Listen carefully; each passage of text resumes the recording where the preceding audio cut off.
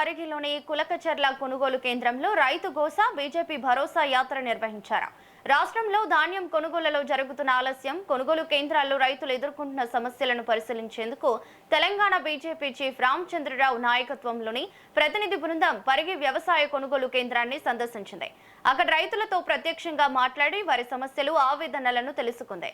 కార్యక్రమంలో బీజేఎల్పీ నేత ఏలేటి మహేశ్వర్ రెడ్డి, రాష్ట్ర ప్రధాన కార్యదర్శి ఏవిఎన్ రెడ్డి, ఎంపీలు డీకే అరుణ, ఈటెల రాజేందర్, కొండా విశ్వేశ్వరరెడ్డి, రఘునందన్ రావు పాల్గొన్నారు.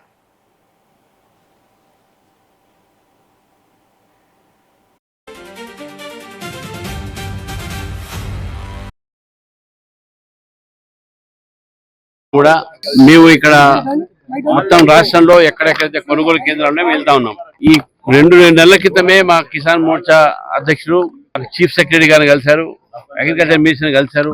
వారిని కలిసిన తర్వాత ఇప్పుడే జాగ్రత్త పడండి, రైతులు కష్టపోతారు, నష్టం పోతారు అని చెప్తే కూడా పట్టించుకొని ఈ ప్రభుత్వం ఈ రోజు చూస్తా ఉంటే ప్రతి ఒక్క కొనుగోలు కేంద్రంలో కుప్పలు అట్నే పడి ఉన్నాయి. రైతులు 10-15 రోజుల నుంచి ఎదురు కాపలా చూస్తా ఉన్నారు.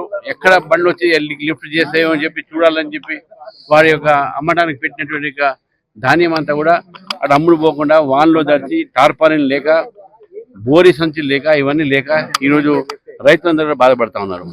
మా కిసాన్ మోర్చా ఆ రోజు గారి నేతృత్వంలో మీ భువనగిరి కూడా ఫస్ట్ భారతీయ జనతా పార్టీ కొనుగోలు కేంద్రం భువనగిరి పోవడం జరిగింది.